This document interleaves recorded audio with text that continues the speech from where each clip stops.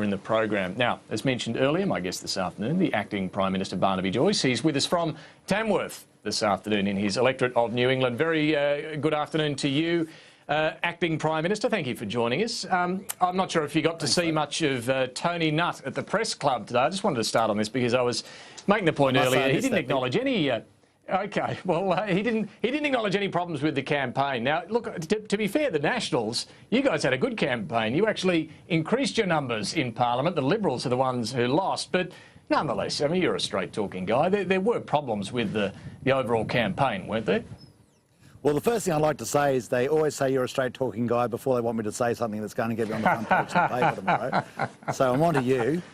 Usually works. And I am a straight-talking guy, there's no doubt about that. But look, the Nats had a good campaign. What we did is made sure that, and the light's just gone off me there for a sec, what we did was made sure that it was on the ground. We basically did it was sort of a pub and club and talk to people on the ground, make sure that you are clearly known in your electorate, understand that there's no messianic figure that's going to come and save you. You have to do a lot of the work yourself. We tried to make it informal and tactile, talk about the real things that people want, car parks in Rockhampton, dams, mobile phone towers, upgrades of roads. These are the things that make people's lives better.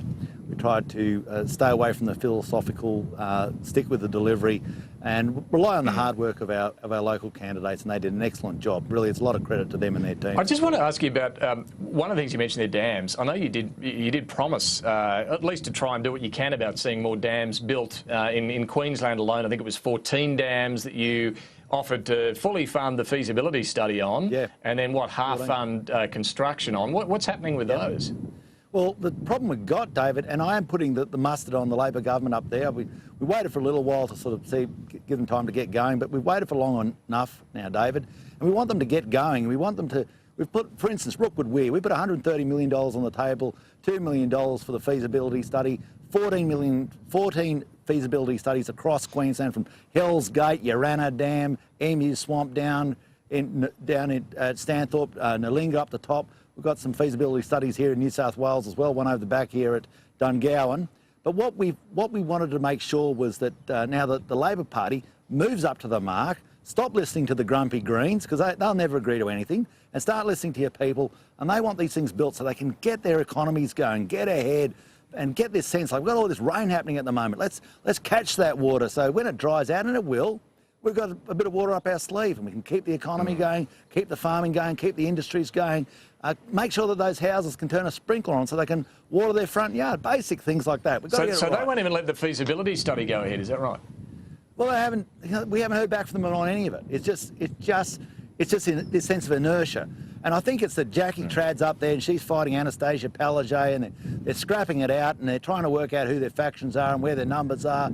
And they've decided that, you know, the people they're going to look after are the grumpy Greens and not after the people of Central Queensland and North Queensland and all those others who say, look, I want you to do something to grow my economy. And we will if we get the industry that comes with secure water supplies. Anywhere you go, even where you are there in Canberra and Sydney, the place would shut down if you didn't have a dam behind you. Yep. A lot of water here in Canberra, I can tell you that much, right across New South Wales as well, as you mentioned. Now, let me ask you a few of the big issues of the week. Malcolm Turnbull has announced the refugee intake is going to be increased permanently to nearly 19,000. He's going to spend a further $130 million on refugee support. That was his big announcement. Are you right behind that? Do you support that pledge? Yeah, 18,750. What it shows on this one, David, is, you know, we're a compassionate nation, we're a good nation, we do the right thing. But we do the right thing because we can take the people with us. And we can take the people with us on this issue because we've got secure borders. If we had chaos on our borders, if people were just making their own arrangements and arriving here willy-nilly on boats as they so pleased and drowning in the process, then the Australian people would lose confidence in us and we wouldn't have the capacity to say we're going to increase our intake. But because people say, oh, well, you know, you look like you've got it under control, therefore you've got the capacity to be to extend the sort of compassionate approach that Australia takes, and I think that there's a good outcome, and I look forward to people who come into this nation to move out to regional towns like where we are here. You know, we'll welcome you out into the Tamworths and the Dubbos and the Longreaches. We want to get you out into country areas, not just be stacked up in the corners of Sydney. Of course, as Malcolm Turnbull's been pointing out, fixing this global refugee problem is a lot about fixing the problems of where they're coming from, Syria. And it's just been such a messy week this week in Syria, with whether it's the airstrike, the accidental airstrike on Syrian forces, the aid convoy that was hit, very heated exchanges between the Americans and the Russians. Can you understand some people wondering what are we really achieving in Syria at the moment? Well, let's take the crowd that are in there, ISIS, Daesh, what do you want to call them, ISIL. They're basically against civilisation. These are the people who believe in throwing gays off buildings. These are the people who believe that basically women have no rights. These are the people who believe that Christianity is anathema and, that they can basically crucify you, put you to death. These are the people who believe that if you're not of their faith, they can rape your women and sell them into slavery. I don't think that they deserve anything but to be basically taken away, annihilated, and that's what we're going to do, and we're going to be part of the process of doing precisely that. And I'm immensely proud of the work that our Defence Forces does and our serving men and women. And I'll tell you one thing, David, it doesn't matter whether, even if you're on the Greens, Grumpy Greens, or the Labor or the Nationals or any group, the one place that everybody lands is that these people are no good, and they have to be, we have to do everything in our power as a responsible citizen of the globe to get rid of them, and that's precisely what we are doing. Yeah, and look, there's no doubt about that, but who do we want to see in power? This seems to be the problematic part of it, doesn't it? I mean, who are we fighting for? Well, look, the thing is, we've got to... Unfortunately, this is Maslows Hierarchy of badness. Then right at the top is ISIL, Daesh and Al-Qaeda, Boko Haram, all this crowd. They're right at the top. And then there are other gradations that go down. But let's talk about what's right at the very top and what we've got to get rid of first. And that's a group that believe that you or I, if we were there, we would have no rights. The vast majority of your listeners would have no rights. The vast majority of your listeners' daughters would be in mortal peril. We would be in peril for our lives. And we can't just sit back and say, oh, that's another corner of the world, it's got nothing to do with us, because that's how irresponsible global citizens work. We are doing our bit, and I'm proud of that. Let me bring you back here. The backpackers tax. You and the Treasurer are going to be making a submission to Cabinet on this sometime soon. What are we going to see? Are you going to exempt agriculture and tourism from this backpackers tax? Well, I'd love to inform you now about what's going to go to Cabinet, and that would... I'm sure that, because I'm a straight-talking guy, David, but I'm not going to. Why not? Is that a good idea, though? Is that kind of where you're heading? Can you give us a hint?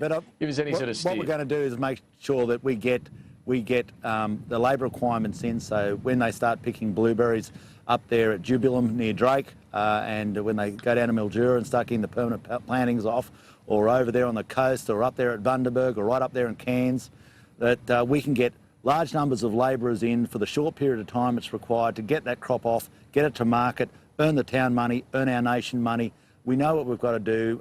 We know what we've got to, we know the criteria of the submission, the legislation, and we will be bringing it forward. We've said it openly. It's 4 to 6 weeks or before. What more can I say? I mean, I could say a lot, not long to wait. I'm not going to. Well, OK, opportunities there. You've been critical of your New South Wales National and Liberal colleagues over the greyhound ban. Mike Baird, look, he's not ruling out reversing his position. Do you see any window of opportunity for a change here, and what's your message to them? Well, you know, it's always they're your state colleagues, and so that's tough. But look, I've made it quite clear it's not the position we have at a federal level. I think that you've got to try and work around bans. Bans are not good in the agricultural industry or the sporting industry. It's best if you can work out a way to work with people on these. But and now that I've said that, they'll be up my ribs again about it. But that's life. I want to make sure that we do our part to bring a resolution that takes the people with you. Troy Grant, the New South Wales Nats leader, says, well, he's reported saying, you rejected his offer to brief federal MPs. Is that right? Well, this he said, she said stuff. I rang up Troy and we had a long discussion about the greyhound issue, and the decision, as they're welcome to come down, but the decision was already made. I mean, it's very hard to have a briefing once the decision's made. It's like, you know, it's like I don't know, talking about the balloon after it's long since taken off. You know, there's not much to talk about. It's gone. Now, as you acknowledge, you've weighed in a bit on this greyhounds state issue. You haven't been willing to weigh in on the WA Nats and their mining tax idea. Why aren't you more critical of them? Well, I think that Colin Barnett's doing a good job, and he's the government over there. Look, I haven't supported them either. What I've basically said is that's an issue for them to decide. It's an issue which is a discussion piece. The difference between that and the Greyhounds decision is real. It's actually happened. The other one's a discussion piece, and if I weigh in on every discussion piece, well, it's party policy. I might stop doing my job. But it's the National Party policy. That's pretty clear. Well, it's a state National Party position. It's not policy. It's not federal policy, and it's not a state decision. It's been through no cabinet. It's not a decision of the West Australian government. It's merely the idea of Brendan Grills, and you know, I've respect for Brendan and the work he's done, bringing about royalties to regions. So, you know, what's the point of buying into that one? It hasn't actually been anywhere. Well, you can say it's a bad idea, though. Well, I don't think taxes are a good way to go. If you look, you ask me a straight question. I don't think putting more taxes on something is ever a good idea. I think that ultimately it doesn't encourage further investment. In fact, it discourages investment. And if the effect of the decision is that a greater tax, then you'll probably find less investment. Now, do I agree with the idea that a greater proportion of the money you make from that investment goes back to regional areas? You bet I do, because the people who live where those mines are, they deserve the hospitals, the schools, the roads, the mobile phone towers, everything else that goes with it, rather than a new freeway in Perth. Yeah, and this is the thing, isn't it? I guess Brendan Grills and those who support him feel the mining companies have done really well, the communities haven't. There's a bit of that around the banks as well, I suppose. The banks are doing really well, but you know, we don't get treated very well by them. And you know, even some of your colleagues back the idea of a royal commission. What's your view on this idea? You're so sweet, and then you open up. What's your view? This just between you and me and the 400,000 people watching us. My view is this. That we are going to have an inquiry, and that's going to be. We'll have people such as Kevin Hogan on it. He'll be able to drill down on the banks and grill them over the issues. The Senate can also have inquiries if they so choose. We've got APRA, we've got the ACCC, we've got Mr. Sims, and we've got everybody who has the capacity not only to pursue, but the capacity to prosecute if required. They're all in place. You know, I've watched a movie last night about what happens with the collapse of a banking sector with Lehman Brothers and, you know, and the problems they had during the GFC in the United States. We've never had those problems here. One of the strengths of our society, the strength of Australia is a strong banking sector. So we've got to have a strong inquisitory process, but we can't start saying to the world, we've got a problem with our banking sector, because we haven't. It's one of the it is, I believe, the strongest banking sector in the world. Well, let me ask you, this is a final question. What do you think about the idea, just to throw it in the mix, of having a people's bank, a government-run bank, to put some real pressure on the Big Four? Well, we've got the Regional Investment Corporation, and as a prelude to that, we've already lent out close to $500 million, and we've done that through concessional loans. And I look forward to developing that Regional Investment Corporation within the Department of Agriculture and Water Resources. It was a. But I'm talking about something for customers, a bank as we know it for retail customers. Well, we've got customers. Right now I've got well over about 850 customers, and we've lent close out to $500 million. So we've got customers. If you want to, you can buy a farm and come borrow some money off us. All right, but someone in the city, say for example, I'm talking here about something that would work in competition with the existing Big Four.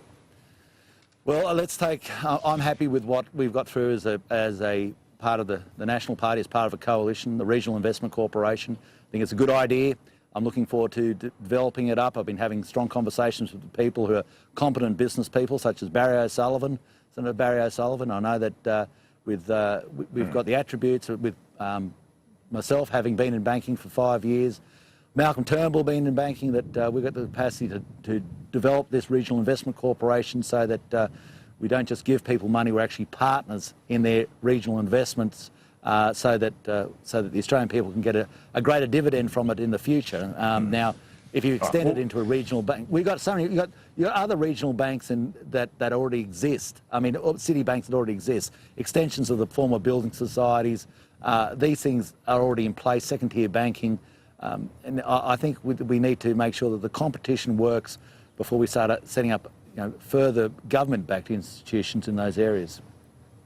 Fair enough. Acting PM Barnaby Joyce, live from Tamworth. Thank you very much for your time this afternoon. Appreciate it. It's always a pleasure, David. Good on you, mate.